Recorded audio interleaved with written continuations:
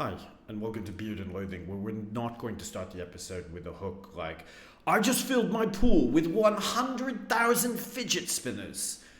Because, to be honest, I haven't done that, and I would love to. It probably would make for a very enticing video. But what I will do is talk about something that's a little bit introspective and perhaps a little bit difficult to talk about and deeply personal. And that is, why have I chosen to reprise this hobby of timepieces? Why have I been bitten at almost 40 years old with this passion horlogère, and suddenly I've spent in the past couple of months about 30,000 euro on acquiring watches that I like?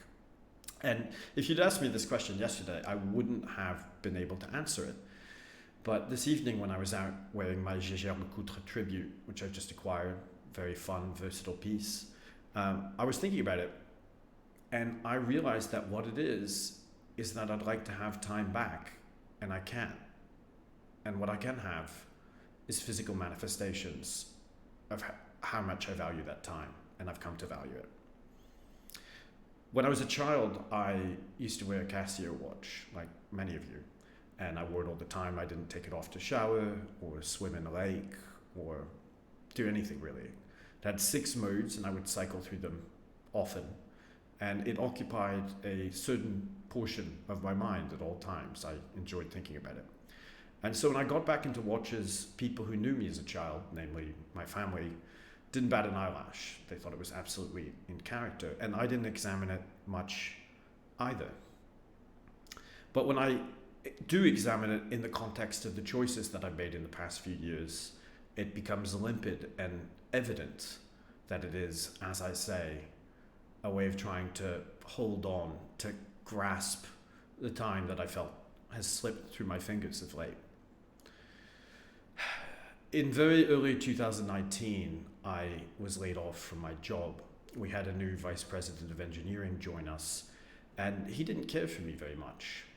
I think I was a little bit flippant to him in a meeting, and ultimately he sacked me as I was one of the highest paid engineers at the company, and getting rid of me opened up a lot of possibilities. Incidentally, that individual was later arrested for crimes against children that are too heinous to even mention on this channel. But before that arrest, he did sack me, and I was quite depressed. I'd been working so hard for so long that my entire identity was wrapped up in my work. So I was almost looking forward to taking some time off to reflect. But instead of that, one of my closest friends came to me with a startup idea, which I thought was rather good. And it was a wealth management financial technology startup, fintech. I'd never been in that space before, but I thought, hey, why not? And what did I do? Did I create a better work-life balance? No, I threw myself even more fully into my work. And 1 year into that experiment, COVID hit. In France, we could barely leave our houses. We needed to have a piece of paper with us at all times to say, yes, you see this dog here? I am indeed walking a dog within a 1 kilometer radius of my house. And so that was yet more isolating. I was even more unlikely to take a holiday because indeed we couldn't go anywhere. I was even more unlikely to leave my desk. And I alienated almost everyone I knew, my family, my friends, and certainly the love of my life. We were almost strangers. I was just chained to my desk, and she would bring me meals out of the goodness of her heart to ensure that I ate something. Right.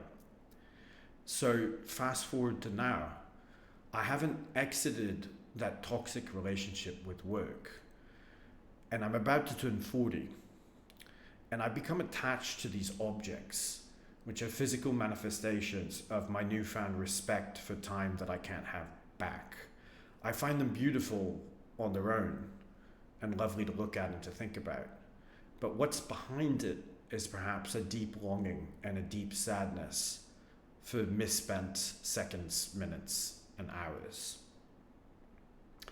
So I suppose that would be my advice. If you are a younger man, and if, like me, you've always favored liberty, freedom, and choice over almost anything else, if you've held into contempt people who walk a very traditional path and make decisions easily and unhesitatingly, as I have,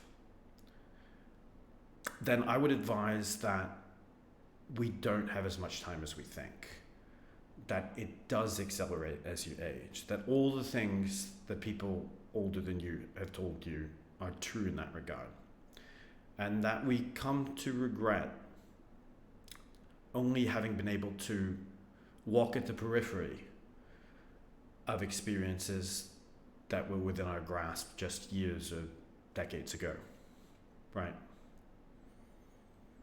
It's a beautiful hobby. If you've been bitten by the passion horlogère, as I have, by all means continue with it and examine your own reasons for being entranced with these objects. I suppose mine comes from a place of regret and sadness and despair, but yours does not have to.